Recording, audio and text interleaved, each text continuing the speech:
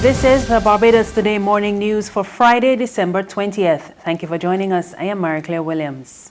Taxi operators are hoping that business will pick up during the current winter season. They remain optimistic even as they report a continuous decline in the share of business. Operators at the Bridgetown port told Barbados Today the taxi business has changed significantly over the last few years, with fewer locals using their services and more visitors opting for the more affordable public transport. During the winter season, the Bridgetown port would welcome up to 5 cruise ships some days with over 10,000 passengers and crew. But despite 4 ships in port yesterday, taxi operators reported a mixed fortune. December, January, February, you'll find that the work with them because most of the time the ships, you got to depend on the ships and the number of ships that come on a particular day. And we're starting to see a lot because we're seeing, I think, right, huge ones in today. Right, so you'll find, like, again, that's what I'm saying, like from this week, so you'll find like more 3-4 ships a day. And then they pick off, then slow down back to like 1 or 2 ships a day. So far for the season, there's what we should expect. A constant flow of ships coming into the port. There's no such thing. Like, for instance, the last couple of days we had more than we call it 3 days, which is 3 days without ships. So it's not the way you expect a flowing, a passenger and stuff like that. So it's an ups and down. We have too many taxis in general, right? But what I would say is it's not divided fairly, right?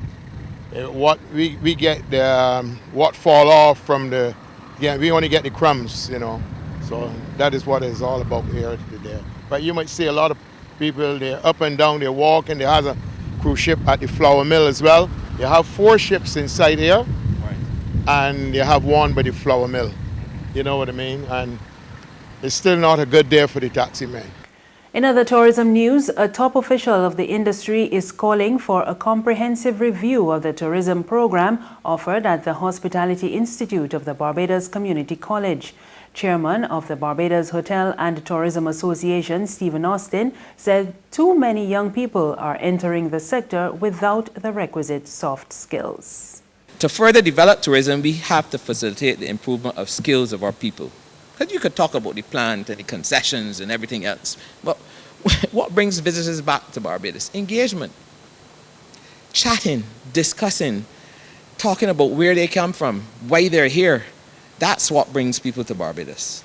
Tourism should be taught in our schools in a more comprehensive manner across all levels. I went to school and they didn't talk about no tourism.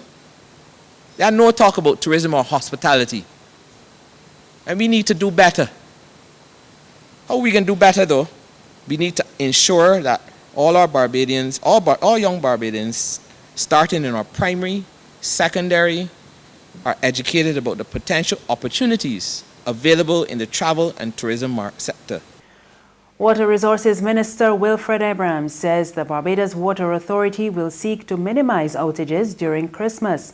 Abrahams told reporters the BWA is working to repair the burst mains around the island, but he was unable to say whether the water supply will be uninterrupted during the festive season. I can't assure people that you're not going to have any dry taps during the season. What I can assure you is that where the dry taps do occur, we will be putting 100% of our effort towards minimizing disruption to people over the period. As I understand it as well, now that St. Lucie is back online, so we don't have to be servicing St. Lucie with the water trucks. There's a commitment to refill the community tanks every day, every single day during the season. So if the worst happens, at least there should be water somewhere near you that you can pull from. That's the commitment I can give to you. I can't give any assurances past that. Meanwhile, General Manager of the BWA, Keith Roy Halliday, says the water supply is more consistent in some areas due to changes in distribution this year. The expansion of Ionics, we were able to push an additional 3 million into a distribution system that feeds to Shop Hill, Lancaster, Apes, and gets into Casa Grande in the St. Joseph area. So whatever happens, we know that we have additional water being supplied into the St. Joseph area. The challenges that we have are age-old, which is that we may have burst mains, and that is what typically would create outages for us now. But if you were to speak to anyone in St. John or St. Joseph or St. Andrew, they'll be able to confirm that the water supply is a lot more consistent as a result of what we've done so far. Barbados and other Caribbean countries are being warned that climate change will likely cause an increase in mosquito-borne diseases and other illnesses. The warning comes from the former Minister of Sustainable Development in St. Lucia, Dr. James Fletcher. He was addressing the launch of the 2019 Lancet Countdown on Health and Climate Change report at the Radisson Aquatica Hotel yesterday. So you have now disease, you have either a protozoan parasite in the case of malaria, Plasmodium, or you have viruses in the case of dengue, Zika, chikungunya, now spreading further because the temperatures are warmer, but you also have mosquitoes that are biting more frequently and with more intensity. So that is a mosquito on steroids with a virus. That is not good news. More stress-related problems. I worked in Dominica for 6 months after Hurricane Maria, and I can tell you, every time there was a pending weather system, you could feel the trauma manifesting itself once again. People started panicking because the experience of first Erica and then Maria was still so fresh in their minds. And that is something that people always have to live with, both during the weather event and after the weather event. And that will cause, there will be serious implications on mental health and mental wellness as a result of these. Think of a farmer who's had to, and we've seen it in St. Lucia very often, for periods of the year, just have to abandon his farm because there's just not enough water, and the impact that has on his own livelihood and his ability to feed his children.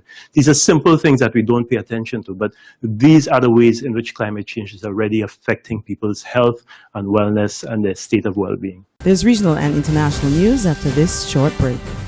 Festive Friday at the Bridgetown Night Market at Pelican Craft Center. Kick off the weekend this Friday from 4 p.m. to midnight with loads of food, drinks, and entertainment. Get ready for Crop Over with the Rhythm Root Street Parade. Party like it's Kadooman Day on the street around Pelican Village with costume reveler, music, and more. It's Festive Friday. It's Festive Friday at the Bridgetown Night Market at Pelican Village Center from 4 p.m. to midnight. Admission free.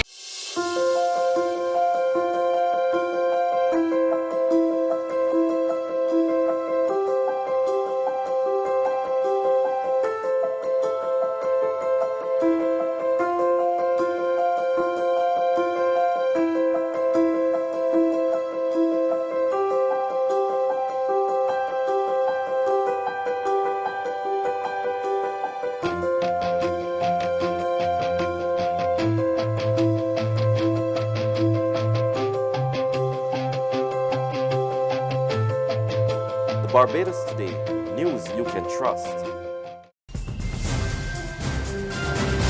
To regional news now. In Guyana, 2 police officers found themselves on the wrong side of the law. The force is now investigating an alleged assault perpetrated on a 17-year-old boy by 2 police officers. We get more from HGP Nightly News.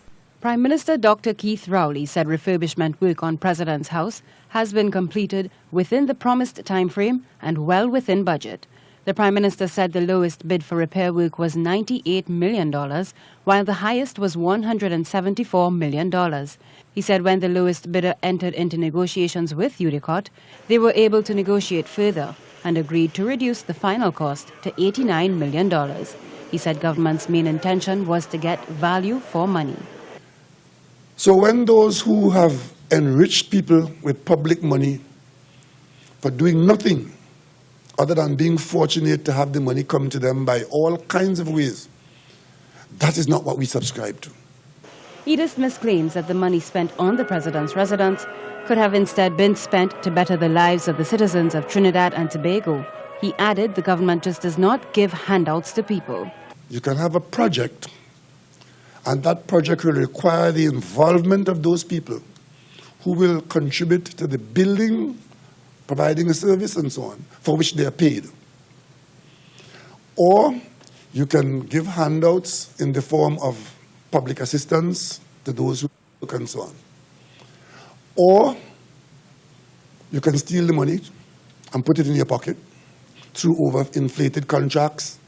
He said his government had committed to restoring iconic buildings throughout the country and that the embarrassment of their conditions has now been removed.